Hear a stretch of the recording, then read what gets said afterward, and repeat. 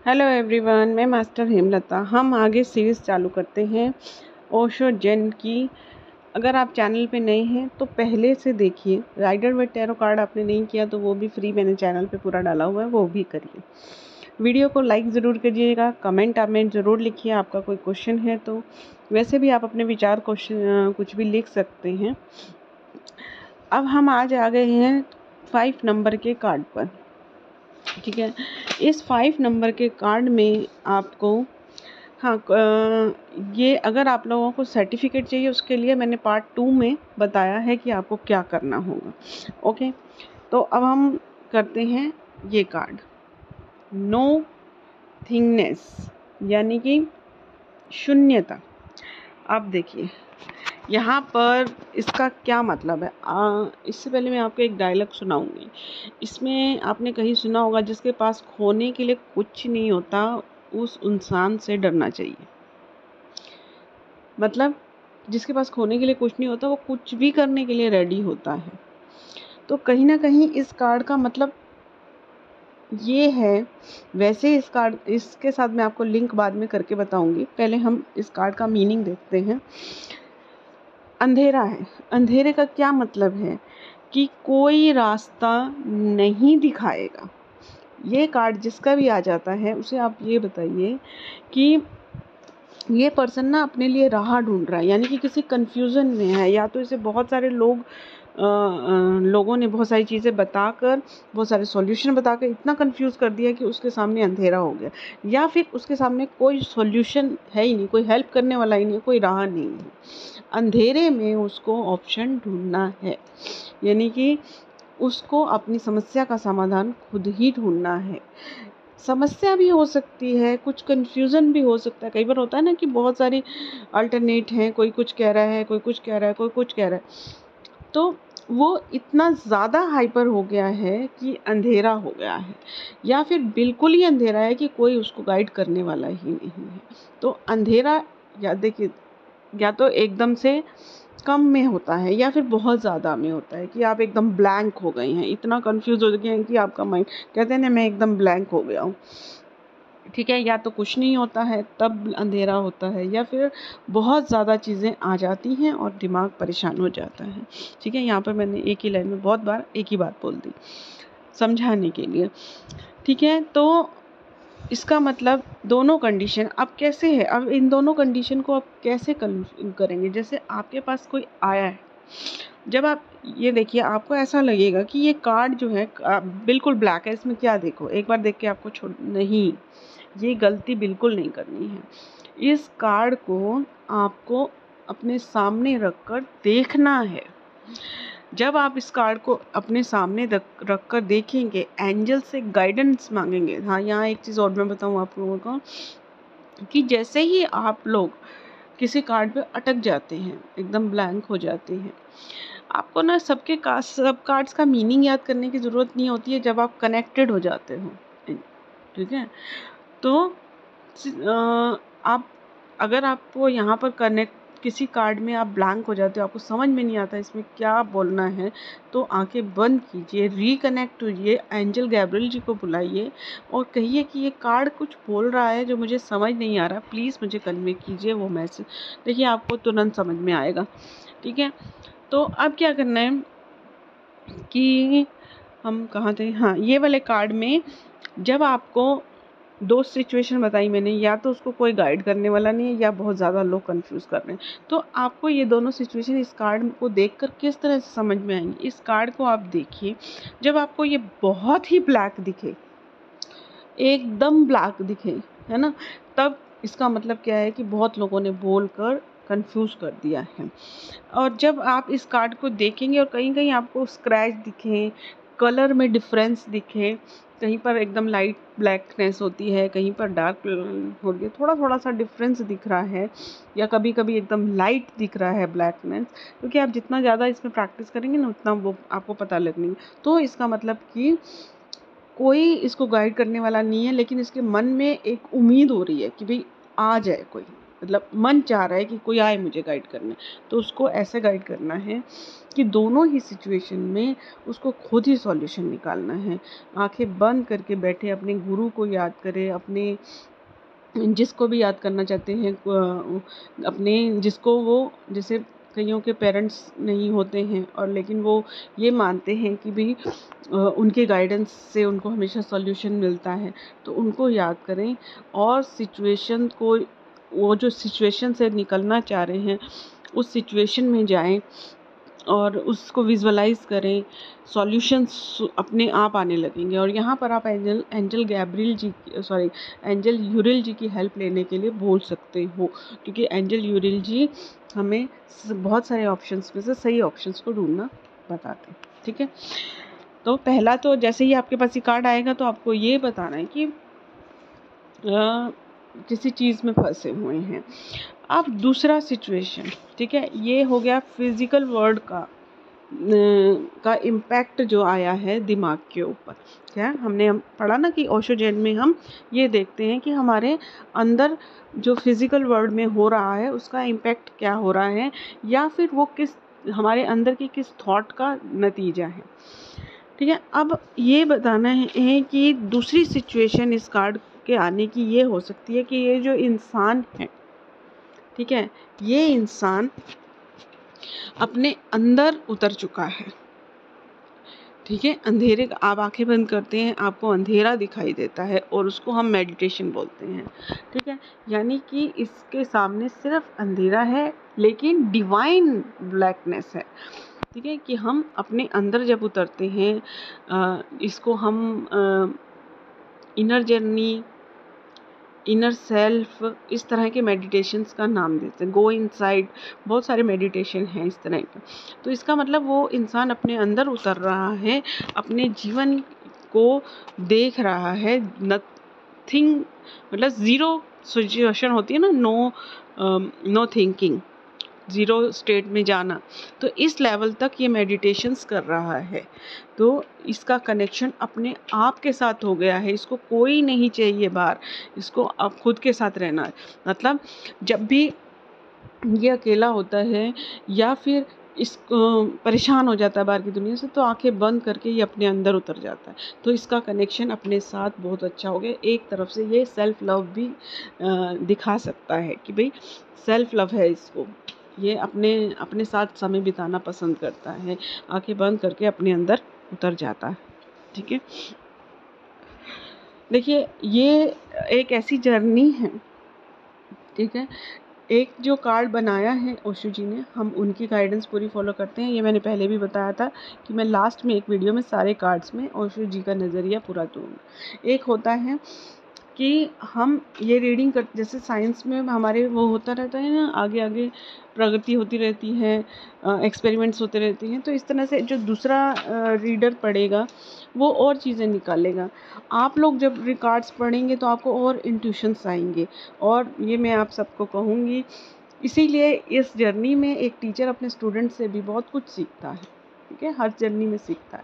तो आप जब कोई कार्ड पढ़ते हैं और उसमें आपको कुछ अलग सी गाइडेंस आती है, तो वो भी ज़रूर कमेंट में बताएं, ताकि जो और लोग सीख रहे हैं उन्हें भी और चीज़ें भी फील हों। ठीक है, तो मैं भी सीखूं और चीज़ें कि भी हाँ, इसका ये मतलब भी आ सकता है। ठीक है, तो गलत कहीं कोई नहीं होता है, आपके कनेक्शन पे डिपेंड करता है। ओके, तो ये इसका इतना मतलब है। ठीक है, दो चीज़ें हैं, ये हो गया इसका। अब हम अगला कार्ड करेंगे, the lover card. The lover card, इस कार्ड को ध्यान से देखिए, इसमें कितने सारे हैं। 2 पर्सन हैं, ठीक है, स्टार है, देखिए इसमें स्टार है, हार्ट है, और हार्ट में देखिए पंख लगे हुए हैं। ठीक है, और फ्लावर्स हैं। मतलब ये जो भी पर्सन है, वो एक तो आपके पास ये जो पर्सन आया होगा, या तो अपनी पार्टनरशिप के बारे में पूछने आया हो सकता है, या फिर रिलेशनशिप के बारे में। अब रिलेशनशिप रोमांटिक भी हो सकता है और दूसरा रिलेशन भी कोई हो सकता है, क्योंकि जैसा कि आपने जाना है कि ट्विन फ्लेम रिलेशनशिप जो होता है वो सिर्फ रोमांटिक रिलेशन में नहीं होता, कईयों का जो है अपनी मदर के साथ भी हो सकता है। ट्विन फ्लेम मतलब एक दूसरे को पूर्ण करने वाले, ठीक है ना। अब देखिए इसमें हार्ट जो है उसमें पंख लगे हुए हैं। इसका मतलब क्या है कि जो आपके पास आया है तो ये कहें कि हाँ आप दोनों का कंप्लीट है, मतलब आप दोनों जो है सोलमेट हैं, ठीक है। जैसे कोई पूछने आता है ना कि भाई हाँ ये मेरा इसके साथ कैसा निभेगा, पार्टनरशिप कैसी चलेगी, मतलब फ्लाई उड़ने की सिचुएशन आएगी आप लोगों की, बहुत अच्छा रिलेशन चलेगा, ठीक है। इसमें ये दोनों लोग जो है नेचर से कनेक्टेड हैं, ठीक है। तो अब यहाँ पर ये कार्ड, पहली बात क्या होगी, यहाँ पे मैं आपको पॉइंट्स गिना देती हूँ। पहला है कि ये रिलेशनशिप्स का कार्ड, ठीक है। दूसरा क्या है कि देखिए यहाँ पर आपको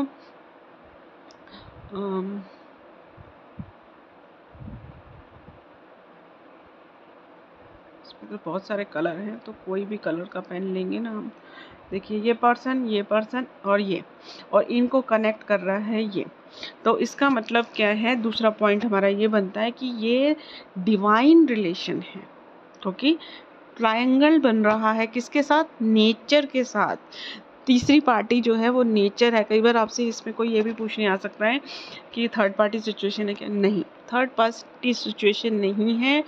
ये पर्सन जो है आपसे अगर दूर रह रहा है, कुछ है, तो वो नेचर से कनेक्ट हो रहा है, थर्ड पार्टी नेचर है, ठीक है। तो ऐसी कंडीशन में आपको ये भी, अगर बहुत ही ज़्यादा कोई इंसान इतना ज़्यादा डिवाइन में चला गया है और घर में ध्यान नहीं दे रहा है, तो इसका मतलब कि उसके लाइफ पार्टनर को कीजिए कि थोड़ा बहुत ध्यान आप भी कीजिए, ताकि उनकी वाइब्रेशन के साथ मैच हो सको, या फिर संतुलन लाने के लिए कुछ और उपाय कर सकते हैं, ठीक है। तो ये थर्ड पार्टी सिचुएशन बिल्कुल नहीं है, नेचर के साथ थर्ड पार्टी है, समझ गए आप, ठीक है। कि मतलब ये इंसान जो है अपने अंदर ही खोता जा रहा है। कई बार क्या होता है कि भाई हाँ मेरे हस्बैंड का नेचर बदल गया है, वो दूर रहने लगे हैं, तो क्या थर्ड पार्टी है, नहीं, वो पर्सन खुद में खोने लगा है, ठीक है, खुद से जुड़ रहा है, ठीक है। तीसरा पॉइंट क्या है कि ये यूनियन का कार्ड हो सकता है, ठीक है। जैसे कई लोग आते हैं यूनियन, देखिए दो पर्सन के बीच में नहीं, उसके अंदर ही यूनियन का होता है ना, कि खुद में ही कंप्लीट हो जाते हैं कई लोग, उनको फिर बाहर कुछ चाहिए नहीं होता है, ठीक है। तो ये उस एक इंसान की मेल फीमेल एनर्जी जो है बैलेंस हो रही है, इसे कहते हैं कि कंप्लीट हो रहा है वो इंसान अपने अंदर ही, ठीक है। अब चौथा पॉइंट क्या है, फोर्थ पॉइंट क्या है, बिजनेस के लिए। जैसे मैंने बताया कि कोई बिजनेस का पूछने आता है तो इसमें हम बताएंगे कि हाँ अच्छा है, अच्छा चल सकता है बिजनेस।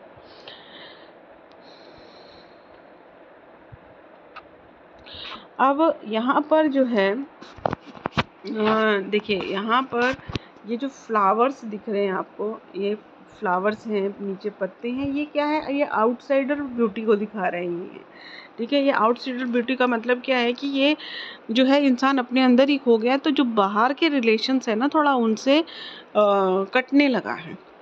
जब एक इंसान बहुत ही ज़्यादा अपने अंदर खोने लग जाता है, तो जो आसपास के लोग होते हैं उनसे कटने लगता है, अपने रिलेशन से कटने लगता है। तो ऐसी कंडीशन में प्रेम करता है वो दूसरों से, लेकिन शो नहीं कर पाता, क्योंकि उसको टाइम देना अच्छा नहीं लगता है दूसरों को। तो इस पर्सन को ये बताना है कि आपके पास जब भी टाइम हो तो थोड़ा सा अपना प्रेम दूसरों को दिखाओ, अब ये शो करो, थोड़ा सा टाइम दूसरों के साथ भी स्पेंड करो, नहीं तो खाली मैसेज करो। आजकल तो बहुत इजी है दूसरों के साथ रिलेशन रखना, तो इस पर्सन को बाहर अपना प्रेम दिखाने की ज़रूरत है, नहीं तो ये अकेला हो जाएगा, ठीक है। अपने अंदर तो खो गया, लेकिन सामाजिक रिलेशंस भी हमारे लिए बहुत ज़रूरी है, ठीक है। नेक्स्ट पॉइंट है, मतलब ये इंसान निभा सब रिश्ते सकता है, अपने अंदर जो इसके पवित्रता है, एकता है। अगर दूसरों से कट रहा है, इसका मतलब ये नहीं है कि वो दूसरों से नफरत कर रहा है या दूसरों की हेल्प में नहीं खड़ा रहेगा। जब उसको हेल्प की ज़रूरत पड़ेगी वो खड़ा रहेगा, लेकिन रिलेशन अच्छा होना भी दूसरों के साथ अच्छा है, ताकि उसको खुद को कभी ज़रूरत पड़े तब भी तो सामने वाला खड़ा हो। तब क्यों खड़ा होगा वो, क्योंकि रिलेशन अच्छा होगा तभी। ये इंसान अच्छा है अंदर से, इसलिए सबके लिए खड़ा है, लेकिन दूसरा इंसान इसके लिए कब खड़ा होगा, जब ये उसके लिए अच्छा होगा, ठीक है। तो इसलिए थोड़ा रिलेशन सबके साथ अच्छे बनाने हैं।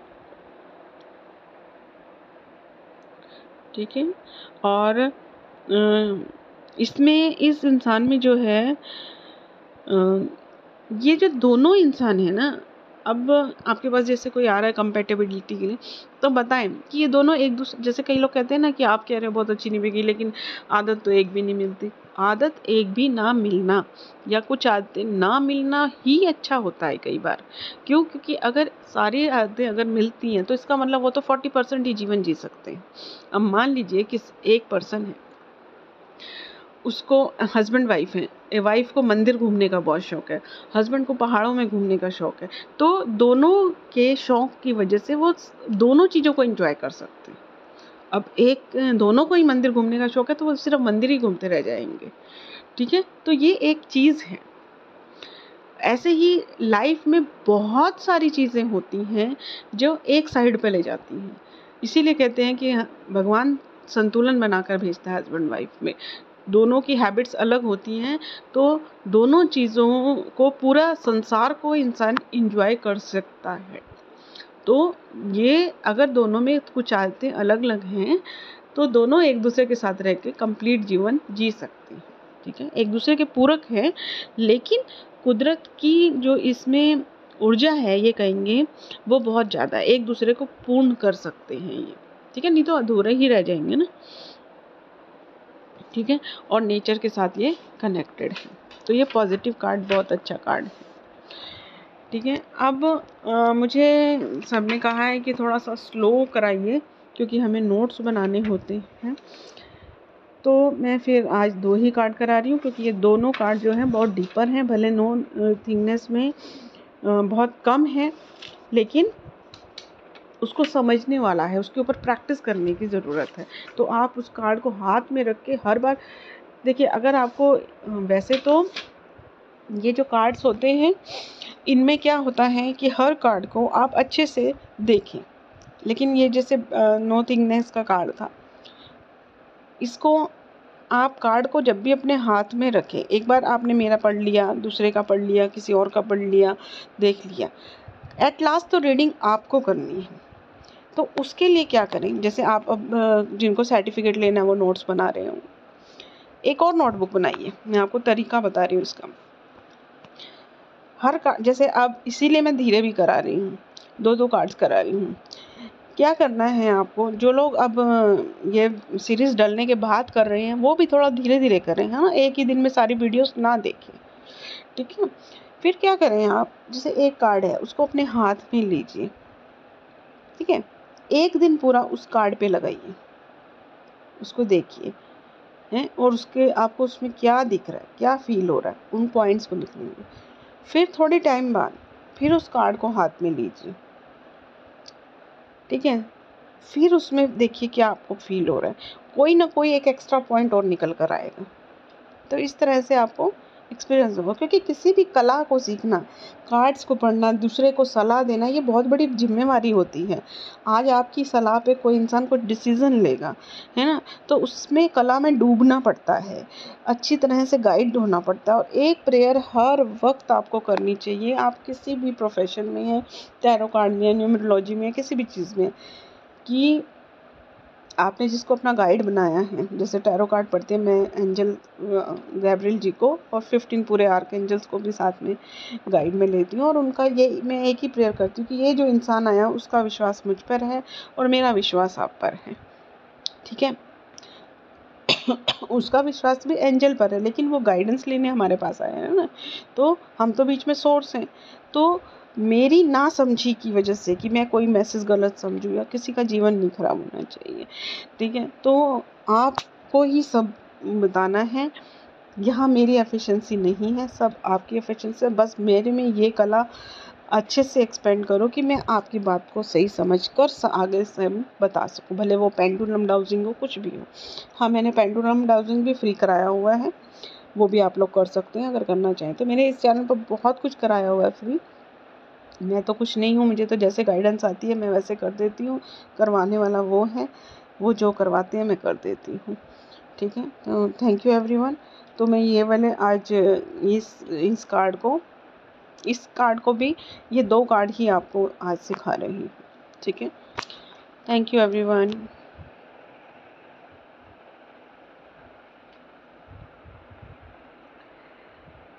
हाँ, मैं एक काम और बोल सकती हूँ आपको, मेरे को अभी अभी ध्यान आया है कि आप जब ये वीडियोस देखते हैं, ठीक है, तो आपको कमेंट में, कई लोगों ने मुझे कहा कि कमेंट में क्या लिखे हमें समझ नहीं आता है, क्वेश्चन नहीं है भले आपका, तो आप कमेंट में क्या लिख सकते हैं कि आपके को इन दोनों कार्ड्स को देखते, जितना मतलब आज की क्लास थी उसमें से कौन से कार्ड, हर एक वीडियो के लिए बता रही हूँ मैं आपको कि कौन से कार्ड का कौन सा पॉइंट आपको बहुत अच्छा लगा। जैसे इस कार्ड में आपको हार्ट के साथ पंख बहुत अच्छे लगे, ठीक है, किसी को स्टार बहुत अच्छा लगा, किसी का को इन दोनों का एक दूसरे में खोना अच्छा लग रहा होगा, किसी को फ्लावर्स अच्छे लग रहे होंगे। तो कौन सा पॉइंट आपको बहुत अच्छा, हाईलाइट ऑफ दिस वीडियो।